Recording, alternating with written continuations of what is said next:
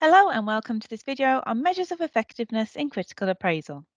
This video is the next step in our critical appraisal statistics tutorials, and we will look at the absolute risk reduction, the relative risk reduction, and number needed to treat. We will explore what each of these measures are and how to calculate them. As mentioned in our introduction videos, statistics are there to help you with appraising the information in the paper, but you still need to consider and appraise the paper as a whole, particularly to check if bias has had an impact at any stage. Let's look first of all at the absolute risk reduction, also known as the risk difference. The absolute risk reduction is used to find out the risk of the event of interest in each of the groups in the study, and what the difference is to find out if the treatment reduces the risk by a significant amount. Fortunately, calculating the ARR is fairly simple to do. To start with, you'll need what we call the control event rate and the experimental event rate, which are your figures from the intervention and comparison groups. Both of these are calculated by dividing the number of people who had the outcome being investigated by the total number of people in that group. You would then take these two figures and subtract the experimental event rate from the control event rate. Times this by 100 to get the figure as a percentage. Let's have a go at calculating the absolute risk reduction. For the example, we will be using the 2022 paper, Vitamin C in the Management of Burn Patients, a systematic review of the risks and benefits. The figures we will focus on are for the outcome of in-hospital mortality. For the vitamin C group, 153 people had the outcome of interest out of a total of 358, which gives us an EER of 0.43. For the controls, 662 had the outcome of interest out of a population of 1,212, giving us a CER of 0.55. What do you think the absolute risk reduction will be here? Pause the video here if you want to have a go at calculating. To calculate the absolute risk reduction here, we would take 0.43 from 0.55, which gives us 0.12. We would then times this by 100 to get a figure of 12%.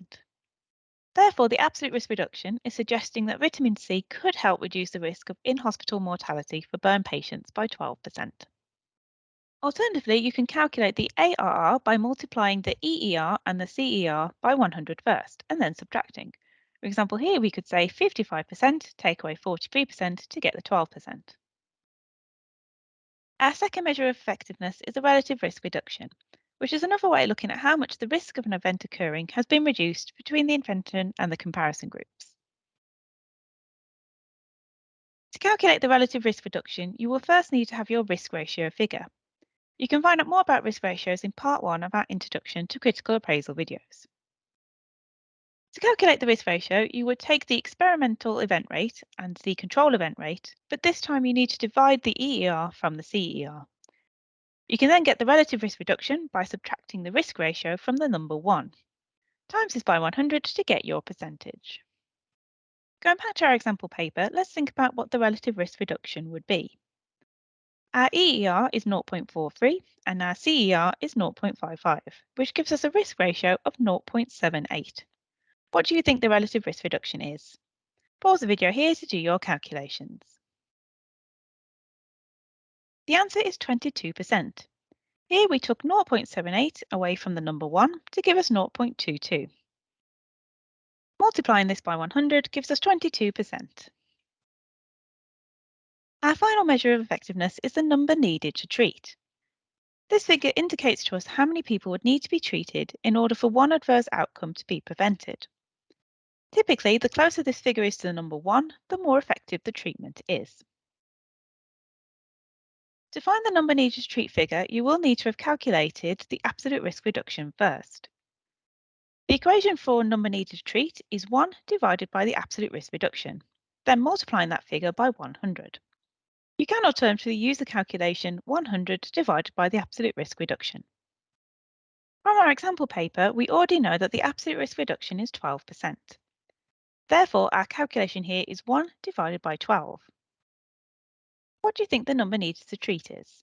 Pause the video here and restart when you're ready.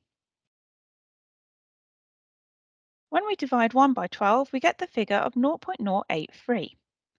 Multiplying this by 100 equals 8.3. This tells us that around 8 patients would need to be treated in order to prevent the adverse outcome, which here is in-hospital mortality. As 8 is fairly close to 1, we could say the number needed to treat demonstrates that vitamin C could be an effective treatment. Thank you for watching this video. You can find out more about critical appraisal from our Moodle course or contact your site library for support from our team.